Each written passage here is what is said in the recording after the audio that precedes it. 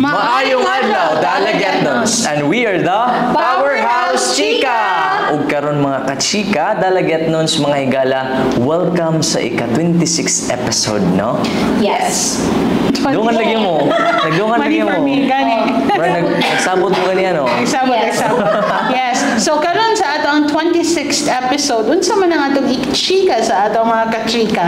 Yes, usaan na, no, ang ato lang i-recap, no, ang DOT Mobile Accreditation, no? Yes. Gahapon nag-site visit sila sa mga resort, no? Correct. Usa sa ilahang mga na bisita nga mga resort mao kining mga musunod, no? Ang Enchanted Mountain Resort, Yes. Kasay Beach Huts, King Haven, and Rockwold, Galaxy, Raj, na Del Mar, no? Ug uban pa, no? Kuyog pud nila ang ato ang uban diri sa Buhatan, no? Si Sir Victor Caros o si Sir Redeem. Again, grateful gihapon ta sa Region 7 nga DOT kay wala na gid ang katong mga business owner wala gid sila nangadto sa syudad kung dili naara gid gihapon sila mo'y gianhi. True. Right? For accreditation. And with that, we would like to thank the Department of Tourism, Region 7, all of the staffs, all of the original directors and other employees there. Thank you so much on behalf of the municipality of Dalagetnons. Yes. Thank you so much. Girin nyo sa ang accreditation sa sa tour guides, Yes. no? Yes. So daghan gid ang ipasalamat. Yes. Yes. So, nag-recap man ta, unsa na karon angay nila nga may bawaan ng mga balita. Katulad ka, ma'am. Yes. Sa senior citizen. Yes. Ni atangan. Naiatangan. Mo ni ang ato ang gitawag nga induction of officers and oath taking dinhi sa poblasyon, and karon mahitabo ni karong March 8 of 2025 alas 2 sa hapon. Ang venue you can ask the barangay hall for that. Oh, Sabado na siya, ma'am. Yes, Sabado. Yes, so naay kalingawan din ang atong mga seniors. Inductions of officers. Induction. Yes. Magkuhan sila mag-oath taking. Wow. Yes. And by the way, Don Osvaldo, Miss Amy, nakabantay ba mo nga naay-usa na bakante sa Yes. Namin special guest today. Mo gining gikuan. Pretty kay siya, pretty guest. Yes. Very pretty guest. And witty guest. Yes. Usa sa mga pinaka-intelihente din sa munisipalidad sa Dalagete. Yes. Yes, di gini basta-basta gyud. So daghan gyud ani gipangutana. Yes. Okay, so dili na to magpadugay-dugay. Di na to dugayon. Di na dugayon. Kay nagpanikad na. Yes. Nagpanikad na. Yes, and by the way, speaking of happy to my graduation, so timing po kayo nga si atong bisita. Tinood. No other than Yes. Tawag ka, Cash. education focal, our municipal education focal, Mrs. Laika Ligotong D. Yes. Welcome, Ma'am Laika, sa Powerhouse Chika. Welcome. Thank you. Ano ba, pretty? Thank you very much sa invite. Ning salmot gyud si Ma'am Laika, no? Gitagaan gyud. Yes. Ning make time, no? Wala siya ning find time kun ni make time gyud siya sa Tinood. Powerhouse Chika. Yes. Thank you, Ma'am Laika, sa pag-ani. Thank you sa pag-invite nako here, and sakto yun, very timely ang inyong pag-invite nako karon. Wow. I think towards the end na ba yata sa school year.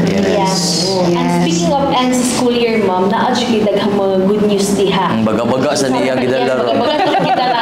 Baga-baga sa niya. Yes. So may atong good news diha, ma'am Lai. Yes, actually, akong giawhag ang ato ang mga umalabot na mga graduating students, no, kay ang University of the Philippines last March 3 nag-open na sa ilahang application for the UPCAT. So unsa ning UPCAT? Mao ni siya ang application process for sa mga interesado nga mahimong scholars ng bayan. Yes. So kanang, as you know, University of the Philippines is a prestigious nga kanang School. academic institution in our country. Dili lang kay diri sa Cebu, dili sa tibuok nasud na nato. So best kayo, the person that we talk to right now is Miss Laika kay Gikan po Gikan po siya sa iyo. Yes. So mangutana kita ni taghanon niya. So based from experience. Yes. Yes. So muna giawag nako nga kana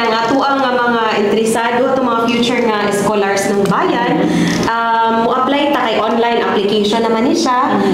Just search for the UPCAT nga link muna siya. You can visit the official page of the University of the Philippines, and then we will also share the link Yes, in our official page. Right? Yes. So, naa dito, musulod ta dito sa link, and then naa na siya yung mga forms to be submitted. So, ako lang siyang i-run down unsay mga kinahanglan na ito. Hamuning, naa-adyo ko'y tamdanan, kaya Yes. parang walay makalimtan. Perfect. So, mas may dyan na yung lista. So, take note na ninyo Yes, pareho. take note din ninyo ha, mga senior high students ni nato. So, ang kining mga mo graduate for school year 2026 to 2027. So, mahulog nga grade 11 this year. Oo, so mga grade 11 ni ha, senior highs. So, dapat nanatay final grades gikan sa inyong pag grade 8 to grade 11. So, secure na kay baka request mo ta nag-form sa ato ang registrar. So, i-secure na nato daan mo coordinate closely with our guidance counselors or registrars. Kay they will also help you out kay mag-prepare man ta mga official documents. Usually kanang mga sa Department of Education gyud nga mga forms, official forms ni siya ha. So, work closely gyud sa inyong mga registrars. And then dapat you must not have taken any, kumbaga wala tay mga college credits beforehand. Okay? So, mga fresh gini sila nga mga grads, kumbaga. So, aspiring pa gini sila nga mga college students. Okay? And then, dates to remember. Nagsugod na ang opening pag March 3. Mahuman ni siya inig March 31. Yes. Okay, so we have roughly 3 weeks. Yes. Oo, so napatay 3 weeks to work on. Kay online man ni siya tanan, dito ra nato ipang upload sa link ang katong forms. Duha ni siya ka klase nga forms actually. So ang isa ka form muni nga ang ato ang estudyante, ang interesado nga applicant ang mo fill out. The second form I believe kay ang school kung asa mo enroll ang mo confirm sa inyo nga enrollment dito. So muna kinahanglan jud mo work closely ta with our admin sa schools kay sila pod mo assist nato sa pag submit sa ato mga official documents. Okay? Yes. Yes. And then also kanang to encourage you sad also no kay daghan mang campuses good all around sa UP. So natay 8 campuses I believe. So natay UP Cebu to which dito ko ni graduate. O ganahan jud mo you want to go to Diliman. Ganahan mo Diliman or you want to go to Los Baños if you want to explore dito nga area. And then we also have Baguio. And then we also have UP Visayas sa Iloilo. So napo UP Mindanao kung ganahan ka nga lahi po ang imuhang environment. So diha man gyud ang growth no kay makita man gyud sa kanang change of environment. So, True. I hope nga ang ato ang mga senior high i-explore na ninyo nga option ha kay take note kay kung man ni state man ni National University man ni siya, state college ni siya, libre ang ato ang tuition fee and miscellaneous. So ato nang i-grab na opportunity kay you are given the opportunity to learn from the best mentors the country has to offer and it's for free. Yes. Yes. Dapat ko na siyang tabang mamlay sa ato, sa ilang mga amahan o inahan. Ilang parents ginikanan. Tinood. Yeah, especially nowadays nga lisod gid kay sa nangatanan. Yes, mga tuition. Exactly. And children needs to work as well para matabangan nila ilang kaugalingan. Kaya anyways, sila mangyapon ang makabenepisyo, right? Yes. Yes. Dili pa po, di ba, learning from the best. Ika nga. Yes. So kana diha gid nato makuan maka-learn gid mo daghan mo dako ang inyong environment. Ang culture for learning also is kanang grabe ang pag-explore sa opportunity ba kumbaga imuhang limitless kana. Yes. So muna siya nga basin kanang ganahan mo try ani nga opportunity wa man bitaw mawala. Tinood. Okay? Correct. And then also ako ang mga based from experience man good kay during your application you have to indicate unsa nga degree program ang imuhang applyan. So na siya 3 choices. So based po na siya sa kanang imuhang interest. So usa sa na nga inyong i-consider kay ang programs man good na siya limited number nga i-admit sa isa ka program. So muna nga naay ubang programs nga grabe ka competitive.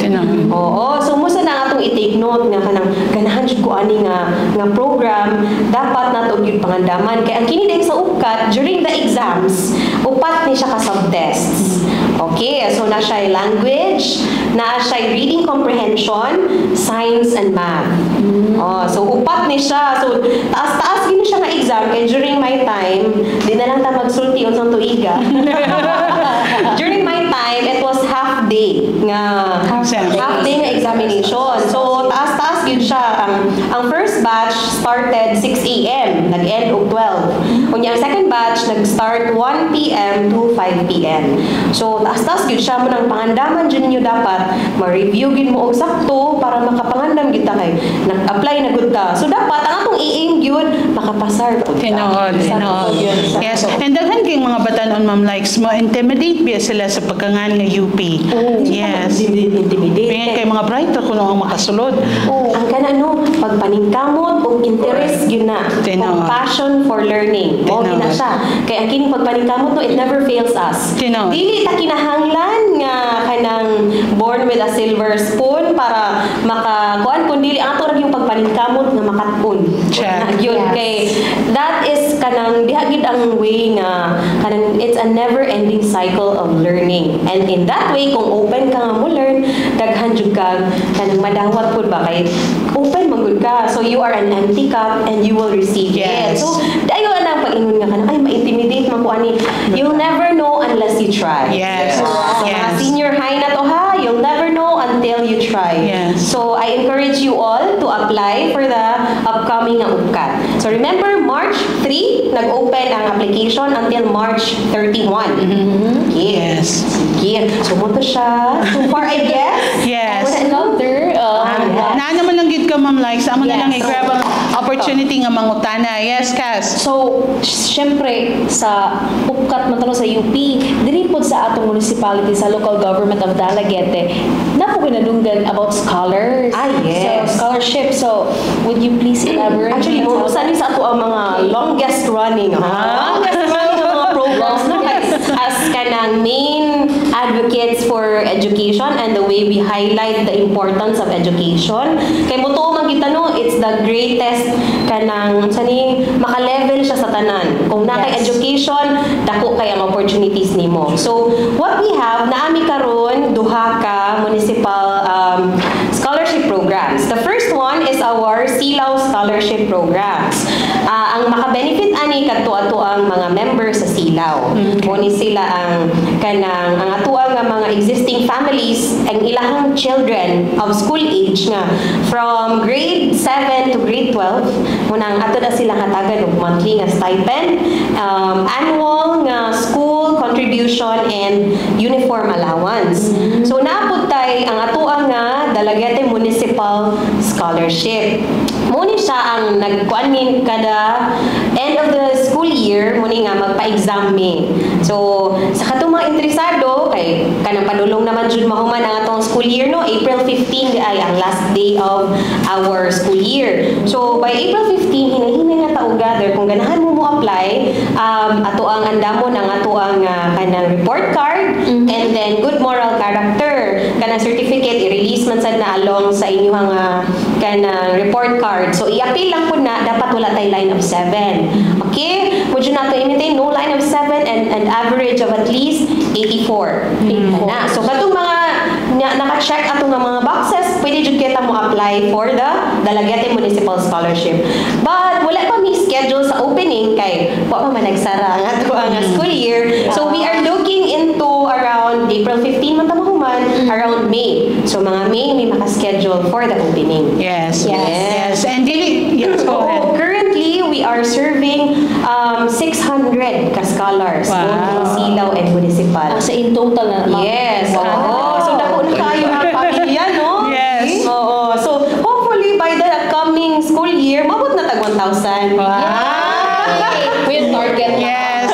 Dili po angay mag-uol kay it's because once Ma'am Laika has schedules already, amo man po nang i-post sa Yes. atong municipal Yes. page.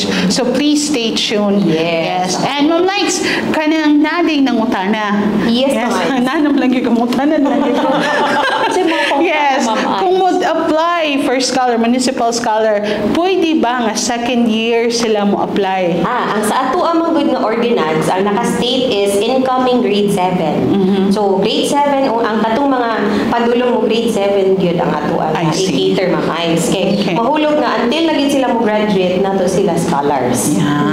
Okay. So, klaro gid na, mga kachika. Yes.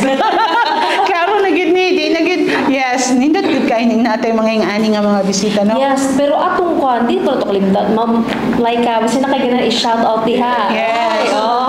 Shout out.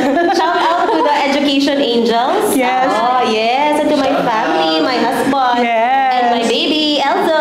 Ay, ang gwapo nga baby. Right. Daghang salamat. Yes, Ma'am Likes, thank you kaayo. Yes, and again, we're very honored nga na si Ma'am Laika din he. Kay klaro na gid kay sa nangatanan. Yes, I hope everybody has taken notes unsa tong mga gisulti ni Ma'am Laika. And then please, if you need any, if you do have any other questions, you can always visit our municipal education office. Nani siya sa second floor sa atong municipal hall. Monday to Friday, 8 a.m. till 5 p.m. Naragid na si Ma'am Laika and everybody, mga education angels, naragid nga mo assist para ninyo. Yes. Right? Yes. So, Don Osvaldo, kasi na shout out diha. Shout out lang yapon ko sa kong pamilya. sa pamilya. Sulit. Pamilya lang sa... Fanatics. Yes. Ikaw, ma'am. Akong mama, akong papa gihapon nga sige, akong mama sige comment, hi ma. So sige na lang. Active kayo, no? Top fan. Top fan. Akong papa po, top fan. Yes, and ako po, shoutout po ko ni Maria Lynn Monel from Osmeña Peak. So, so from sa bukid na nan-agad sila. Yes, yes. Ang higit sa muta na kay daghan gyud information din nga kuan sakto gyud nga mga information nga useful kayo para sa atong mga kachika. Yes, and kauban sa iyang inahan. Hi, Ma'am Cherry. Naapoy mga update po kasi sila mag-comment. Honestly, Moto Venture, Verhili versus Bustamante from Argao City. Yes. Thank you for tuning in and watching. Every podcast si Mr. Bustamante. Yes. So, by the way, mga kachika, don't forget to hit like, subscribe, and follow Dalagete Entertainment Hub and Municipality of Dalagete. My name is Casper. My name is Amy. Kini ubos ni Gala Don Osvaldo, and we are the